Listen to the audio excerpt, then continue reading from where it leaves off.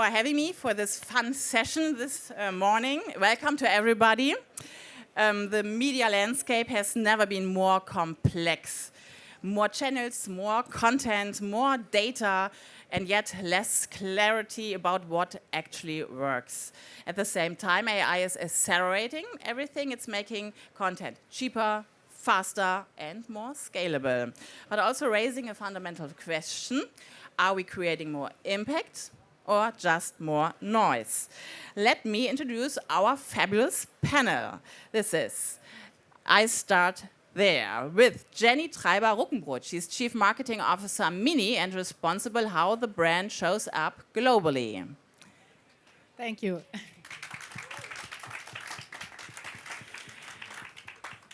Ulrich Klenke, Chief Brand Officer Deutsche Telekom, the most valuable German brand. Gabriela Neudecker, Marketing Director EasyJet. She is responsible for marketing and brand at EasyJet. Making low-cost travel easy is her claim. Good morning. Good morning, Gabriela. Gordana Bukisano, Global Brand Strategy Director, Reckitt. If you should not know Reckitt, you actually know the popular brands like Finish, Vanish, Nurofen, Durex. All these brands belong to Reckitt. Gordana. And Lars Erik Mann, Chief Marketing Officer at AdAlliance, which belongs to RTL.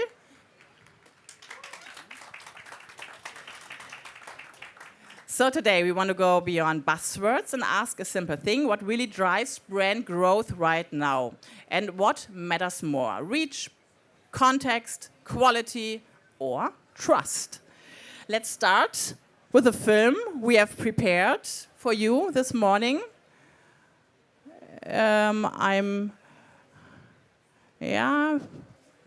Yes. Ladies and gentlemen, honored listeners at home by your wireless set. In a few moments, we shall have the privilege of presenting to you a distinguished guest whose discoveries concerning space and time have profoundly altered our conception of the world. Kindly adjust your receivers with care. Speaking to you from the Vox House in Berlin, Professor Albert Einstein.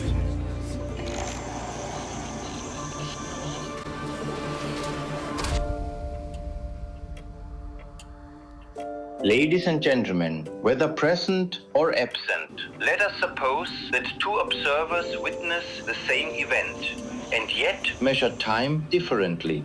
That which appears simultaneous to the one observer does not appear so to the other observer. We are thus led to ask whether the simultaneity of events possesses any absolute meaning.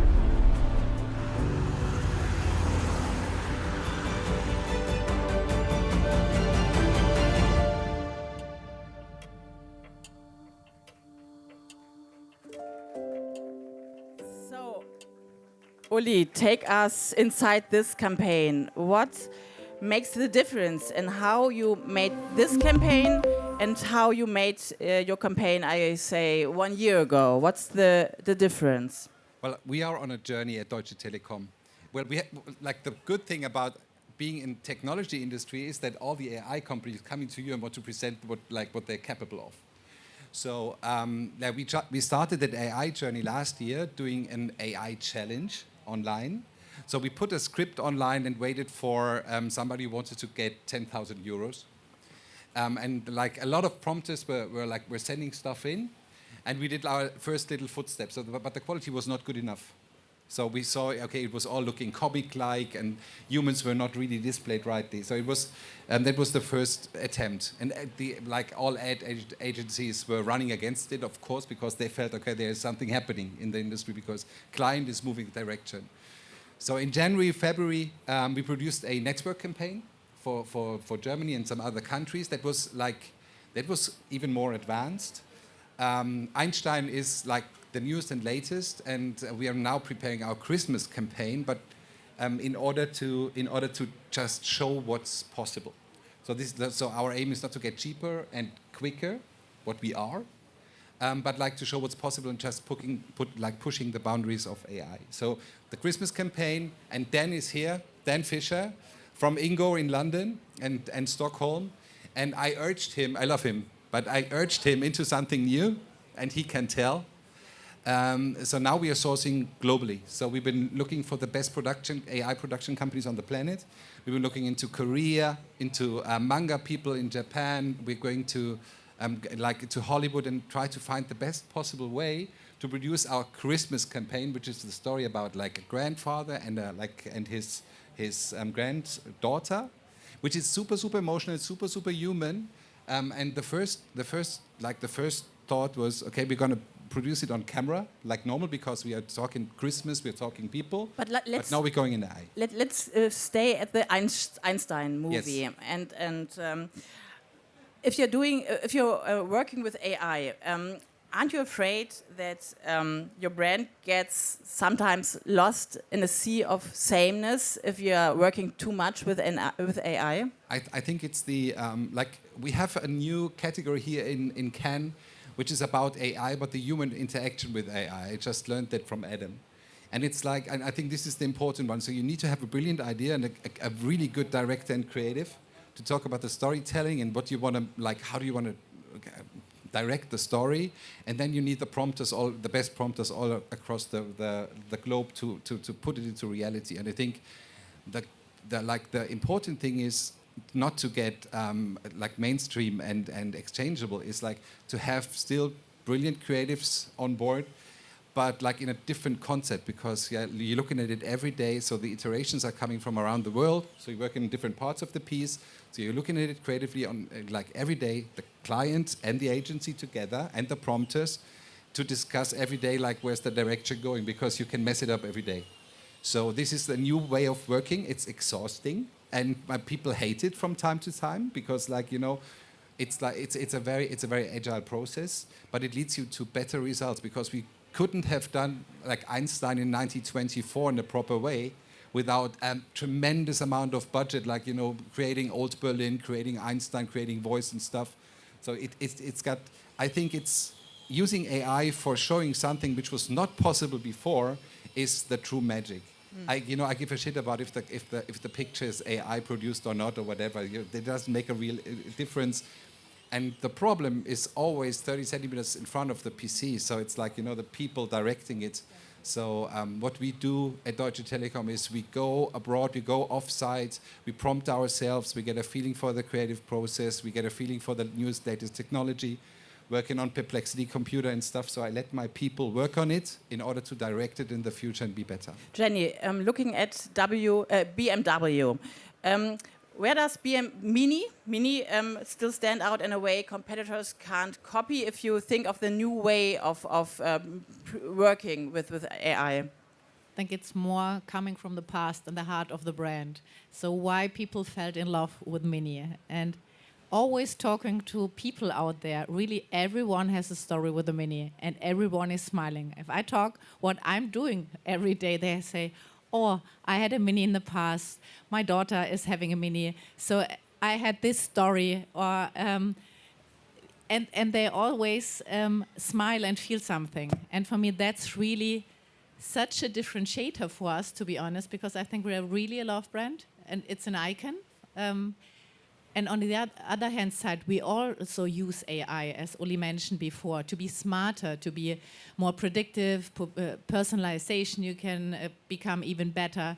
But finally, we have to work on relevance. We have to work on where we are really distinctive out there. And I think that's we have to work. And then we use the communities, because we have a strong community out there, a lot of fans and from the brand. And if they talk about us, what they are talking about us, and we cannot control this with AI or so. So it's the combination, Uli also mentioned, between AI, but also working on the brand, having the human beings, defining, coming from the roots of the brand in the past, bring them and evolve them into the future, adapt them, but always stick to the core and the heart of the brand. And I think that no AI can do for us, no one. You also need a gut feeling. I'm really someone who looks into data all the time, because I was responsible for market research for years. But That's not possible. You cannot say it with all the numbers. That's the clear direction for a brand. It's also the gut feeling and the feeling for brands. When then everything comes together, and always coming also from the customer perspective. So what they are talking about us, talk to them directly, ask them where we are standing. So as I started with my job last year, my first question was to 100 people out there. People of the past worked for Mini, in the network out there. Where's Mini standing? Where are the strengths in the past? Where we are at the moment? What do you think? Where we should go? And that was so impressive.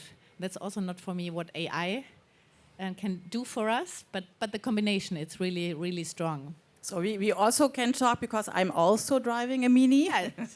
Now we are talking.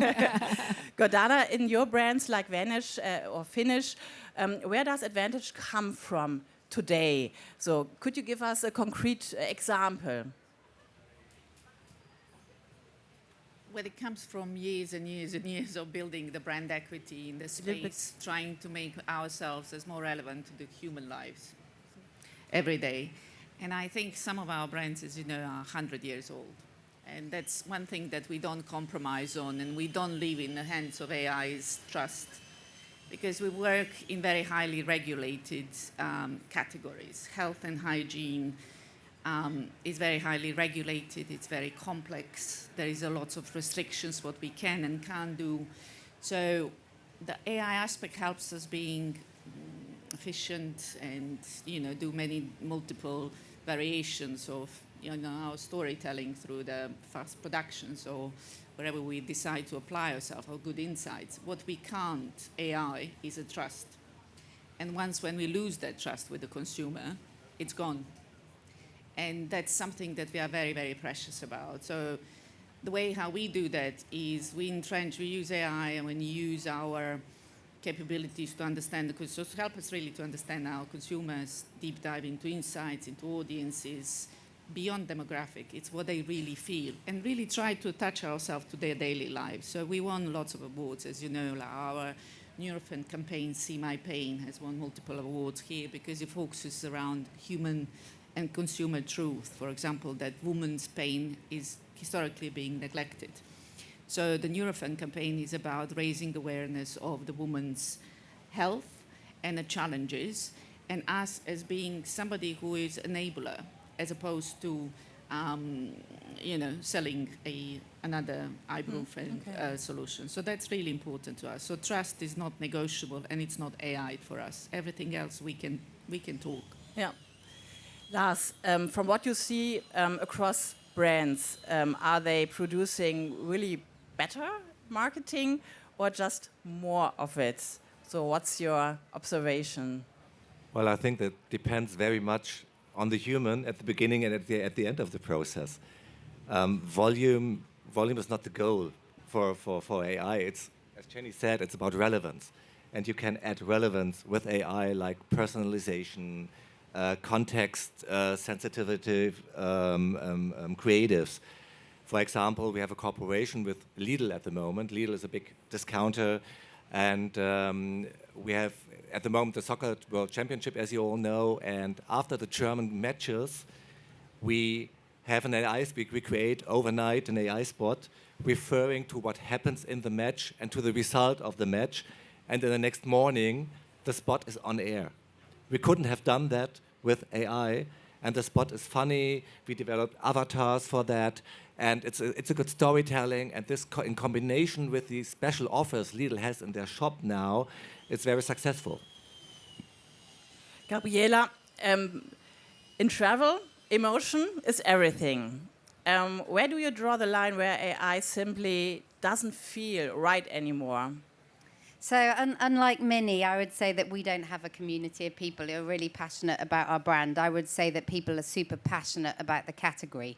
So people feel really emotive about travel. So when I joined 4 years ago, we were making one huge TV ad, really expensive, slicing and dicing it 50 which ways for every platform, which of course wasn't native in any way. So we had to pull it right back to the beginning and say, what is the essence of the strategy that we're going after? factor. So people feel emotive about travel. They don't really care which airline they're flying with. That's very much a commodity, isn't it? So, it's about cheapest and the right kind of schedule. So, but travel, the end benefit is what people get excited about. So we started a whole new brand platform, looking at ways that we could then make it and automate it. So we systemized everything that we did. We systemized and codified our brand guidelines, tried to make sure that we were resonating, because we're also operating across 10 European markets. So we had to have a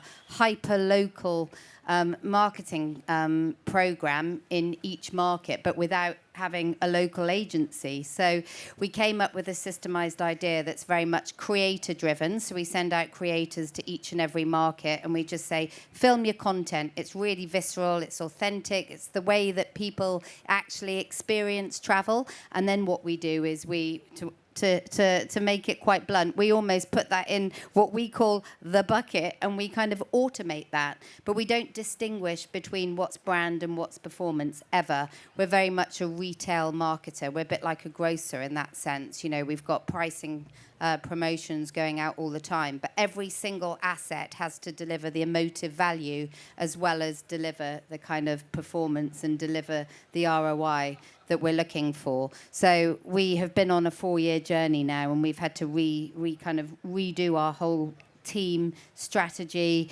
production model, media planning and media buying in order to deliver against it. Jenny, you use AI heavily in systems and in decision making. Does that make your organization faster or sometimes more cautious? I think, of course, it makes it faster. I use AI the whole day, to be honest, for everything nearly. And what we are doing at the moment to integrate it in the whole team. And it's really a change and a challenge, because a lot of people in the team, they stick to the past, and because of they feel confident with it because they know what to do, and so it worked out in the past. And now to bring it into the organization, so define different buckets where we go into planning, for example, budget planning, marketing planning, competitor analysis, for example, trend analysis on the other hand side, content production, and all the market steering. And we had different AI days with the whole team. It's so interesting because I started with 3 people. They're really passionate about AI because how to bring it back. And then we defined all the different buckets, and they showed us what they are already doing. So I was also impressed what my team is doing the whole day with AI. Great to see. So we are really good, passionate younger people using it. And on the other hand side, we showed examples how we improve on efficiency, budget-wise and also capacity-wise. And where we are standing here and wanted to go there. And maybe in 2 months, it's there because everything is evolving each time. And we had our first campaign with AI because for cars, it was not that easy. Because I saw from Uli the AI campaigns from Puma, Adidas, and say, I want to have the same. And I went to the agencies, to Google and so on, and say, I want to have this. Yes, no problem, Jenny, we can do this. 2 days later, they say, oh, with the cars, it's not that easy to build it real. It's even more... Yeah, you can do it for sneakers, for sure, or for you. But the car is not 100% real, and then we have a problem.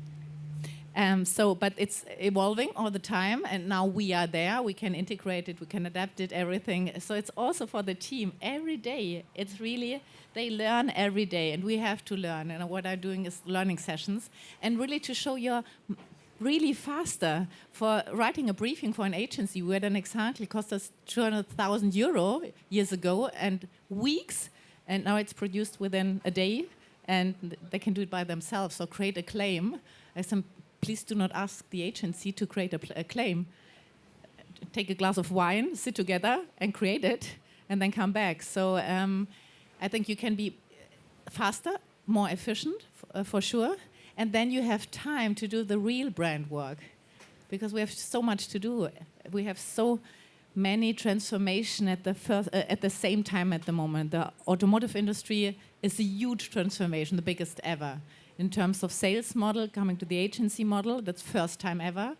Then the electric battery vehicles, the second one. The transformation into AI. and all these automatic driving, the Chinese competitor, it's really a lot for the people. And to show them how AI can help them in their daily life, to be smarter, faster, to have more space to think, I think that really helps us. And then you see the results where you then can improve. What's your perspective? I was going to say we had it's interesting. We've been through this massive transformation, but we had to slow down. I think our finding from the use of AI, we went really fast and very agile, and everybody went for it. I was part of this program which is called Genesis at Reckitt, and our initial instinct were telling us, come on, we need to embrace this technology, we need to go for it, let's go quickly. What we realized and learned a year later, you really need to slow down in order to go faster. We should slow down. We should slow down in order to go faster. The reason for that is it was just becoming too much. We had to stop and think about organizational setup and organize our organizations for the first time ever around AIs as opposed to just plug it into our system. Because the workflows, the processes, the stakeholders that it takes to really use AI in a real are very different around the table now. So it's not anymore the council of marketeers. At the same time as I need to have a voice, equally the voice of CTO, Chief Transformation Officer, and CIO needs to be at the same table as I am as we are trying to figure out which tools and systems we're going to use for the next AI reinvention. So I think we were on a massive journey in Reckitt. We were one of the first one to pilot, actually, and to use it. But it's interesting you say everybody's using it. We went really fast. Everybody was using, and then we sort of pulled back. No, hold on a second. Because one thing, as I said, for us, it's really precious, is our brand. And we can't leave it in the hands of anybody. So we had to stop, reevaluate it, put the forms around it, regulation, responsibilities. Who are the people who can actually actively contribute to that? Yeah. And I think that makes a huge difference. So slow down to go faster. Yeah. We had to clean our data. Yeah, that's very interesting. And you spoke about trust, Lars, in a world of algorithm and user-generated content. Who is actually responsible for trust today? Are this the platforms, the media owners, or are the brands themselves? Well, I think all of them. The brands, of course, because they have to deliver what they promise. Otherwise, they won't sell anyway. And what we see with trust is if advertisers use broadcasting or streaming for their advertising, they gain trust. People trust campaigns more or products more who have TV advertising or streaming advertising. The media owners, of course, because we deliver the content, which is the soil for the advertising. We have to take care that it's brand safe, that it's curated, that it's truthful, but also the platforms. I mean, they can't opt out of this responsibility as they like to do, but they have also responsibility to build trust and to build a trustful environment for their advertisers. And if that works, this is something we have to ask the advertisers, but I have my doubts. Okay, I asked one advertiser, Gabriela, does the environment really impact conversion, or does performance always win? How? So I think I kind of take the environment to be there. I think you're talking about like market conditions at the moment, particularly in my industry. Obviously, it's quite difficult, oil prices, etc., travel demand being impacted. But we have, when we look at kind of brand and performance, like I said, we don't separate the two. If we spend £1 on media, we expect it to deliver a return. And we've got a really strong evidence-based media investment program, and we know the ROI on every single channel that we run, and we only go after spending money on incremental bookings. So we would never spend money to the best intent that we can on a booking that we would have already had. So our whole marketing efforts are focused around those incremental bookings, and everything that we're doing. We've kind of, as I said, re-engineered the program, and we've done it very much in line with the Byron Sharp, Ehrenberg Bass approach, where you're, looking at salience, relevance, distinctiveness, codifying your brand, looking at the local relevance, and that's why we use creators as well, because obviously that's the way that people experience travel. So we have to be really careful about how we use AI, because we are selling real destinations, and if people see that they're not real, then you lose all credibility as a travel marketer. So our use of AI is very much kind of focused in the personal productivity space, very much like you said, writing briefs for agencies, using agentic solutions to interrogate our insight programs and our category memory tracker, etc. I mean, the big one that we're going after is the end-to-end campaign. How do you do deep research using agentic solution through to creating content, iterating the content you've already got for all of the digital platforms, and then measuring it, optimizing it. That's what we're really going after, because as we scale our spend, we're not scaling the size of our team, and we're not scaling our production costs. So we have to have lots of different irons in the fire on personal productivity and production solutions, like how do we reduce costs using voiceovers? How do we use AI to, iterate and exploit the content that we've already got without doing genuinely net new? I mean, we've tested net new, and it actually did test, really well against our existing creative. But we have to be a bit careful, because obviously people want to see real destinations, not fake ones that have been created by AI. Yeah, thank you. Uli, you are not directly in control of the media decisions, but still, how do you ensure that your brand shows up in the right environments? Oh, that's an interesting one. So, of course, we are Thank using brand safety tools, and this is what we're doing. So we are very concentrated on finding the right people in the right place with the right message. But it's you're not always in control. So this is really an issue. So I think AI can help us, and AI agents can help us in that regard. We are in a space where it's always attack and defense. So we're doing our own retail. So it's like we are in constant interaction with our customers in the marketplace. And there's a lot of things and huge dimensions being automated right now. And being automated means that you have to use tools to ensure brand safety. But still, Sunday evening is my time, so I'm sitting in front of the TV and I'm looking at all the platforms. And whenever I see something, I send it to the team on Monday morning. So there's still a lot to do, and we got so much obvious. We got so much assets out. On a normal Sunday night, we got I discover in between 5 and 10 campaigns for our company, and most of them are unknown to me. So because there's so many people doing so many communications, so we are so big that it happens to be, unfortunately. So it's a process of being better. But I think what you need to do is not only setting up the process and the system, but you have to control the system anytime and get better. What we have on we're going the first steps into agentic SOV right now, which is a fun one. You can do it on yourself. You can do it yourself with Perplexity Computer. You can just program it, show me how would you do it, and then please do it for me. And that's an interesting one, because the LLMs are sort of out of control still.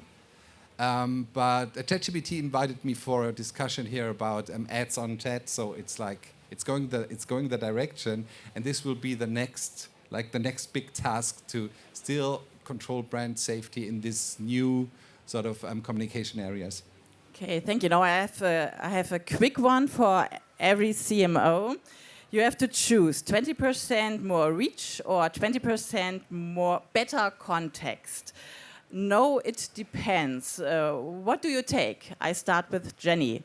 Better context, better content, and more relevance.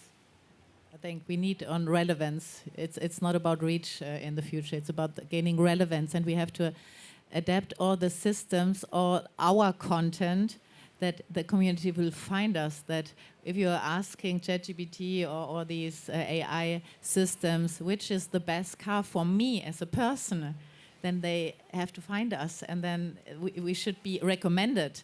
So, and that's really absolutely shift. So it's not just the content on our systems, it's the content from the communities. They are talking with others, Reddit, for example. And so the whole topic, to gain on relevance, we have to be there in the right way.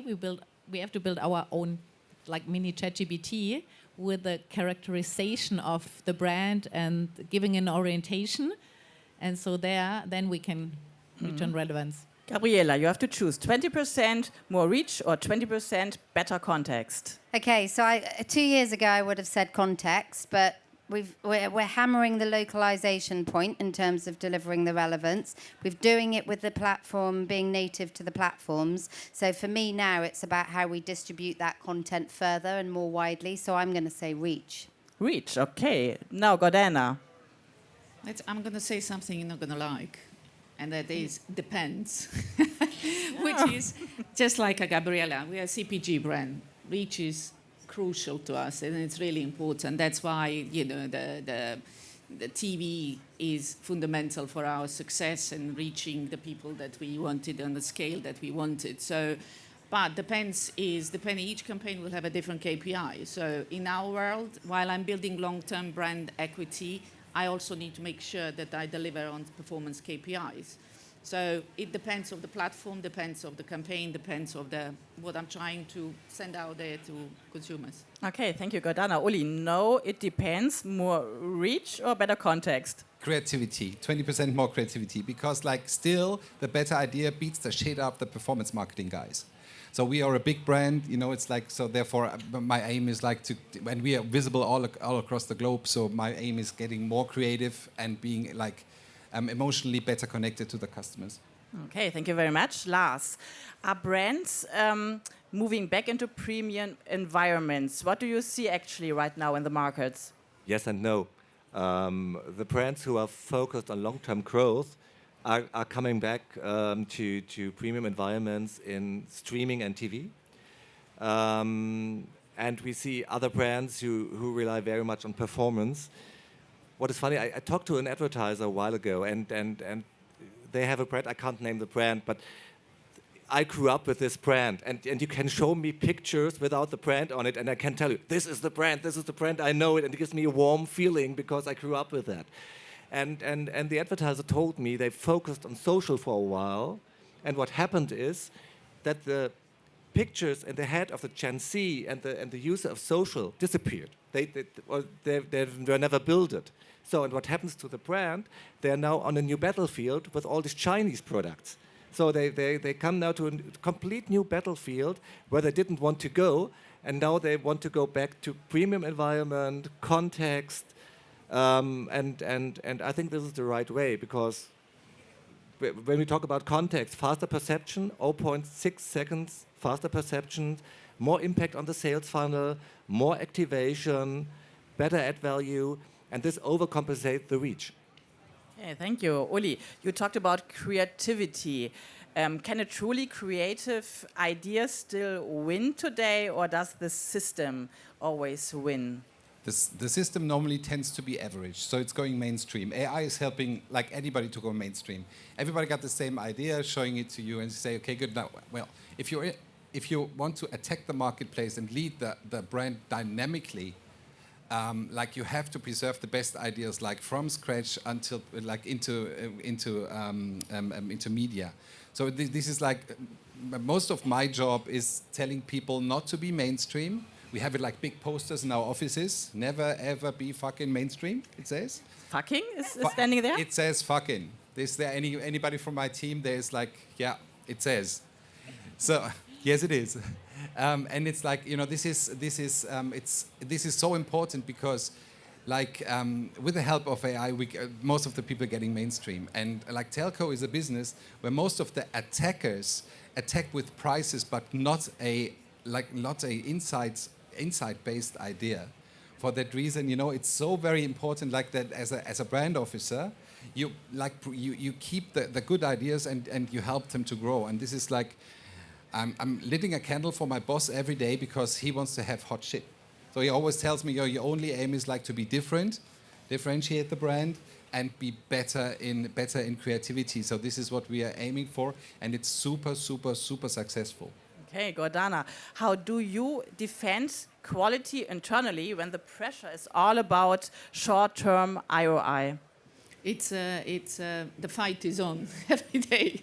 I think, I think that when we sort of transcend that conversation of, short-term versus long-term, brand investment is not a cost, right? Not a cost. It's if you go to CFOs and if you have a conversation where you position it that this is not about cost, it's about the risk management. That's where they respond really well. Because what I'm giving them an opportunity of price elasticity when things become really tough. So if you don't have that strong brand equity and if you didn't build in long-term brand values, at the point of discount, those brands who haven't done that, they will be always at the mercy of discounts. With a strong brand equity, it's about building into something where I don't need to go, or CFO doesn't need to discount our brand because he knows he can hold the grounds in a retail space because our brands are strong. And we stand for the quality, therefore the price that is adjacent to that. So it's about the long-term strategy. So as soon as you change the conversation, brand is a really good feel and we are building brand equity to actually I'm helping you with price elasticity. And it's not, this is where it becomes non-negotiable.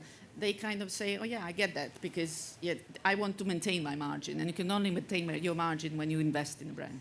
Okay, thank you, Jenny. And where do you still invest today, even though it won't pay off immediately? I think you have to invest in brand for sure, as mentioned before, in communities, also in experiential formats, because real life experience and relationship is becoming even more important nowadays. Thank you. Gabriela, which KPI do you keep reporting even though deep down you don't really trust it? Well, I think we've eradicated a lot of that over the last 4 years with our program. We've got to the stage now, as I said, we're only focused on incremental, spending our money on what's incremental. And I think we've been able to evidence that now at board level. So there's been a whole change in the thinking of the organization around the marketing spend being a cost. It's now very much an investment. So, when there's a conversation around, we need better support for X, Y, Z, they'll come to marketing and say, what can you do and how much money do you need? And I think probably a few years ago, I couldn't have genuinely asked for more money because I didn't know what it was going to deliver. We do measure our return on a short-term ROI, but of course, if it doesn't deliver a short-term, it definitely doesn't deliver a long-term. So we're measuring it on the absolute most pessimistic outcome. So we're pretty confident in everything that we're doing, and we've found ways of comparing across the different platforms that we feel really happy is a program that we can genuinely say more money, please. We know what it's going to be delivering. But I suppose anything where we're reporting on total bookings rather than incremental is a big no for us. The other one that we have not trusted in the past is what we used to call a brand tracker. Now we've re-engineered that and we've called it a category memory tracker, which is very much in the Ehrenberg, Bass, Byron, Sharp space. So we look at all of the buyers in the category, including the ones that don't buy from us. And then we look at what the barriers are, and we look at the sort of what we call the category entry points. This is very well documented by Jenny Romagnac. But we look at the reasons that people come into the category in the first place, and then in order to get the broadest possible appeal, we'll create content around all of those category entry points. Okay, thank you. One last question for everybody. One example from your brand. What is the single strongest driver of growth you see right now for your brand? Uli, I start with you. Gen Z. Gen Z, okay. Gen Z. Good. Good, Anna? Agentic search. incremental, finding new opportunities to extend our reach beyond linear TV, and probably, controversially, I would say, in some social channels as well, but definitely finding more with connected TV and ramping up our social spend in alignment with where the Gen Z audience are.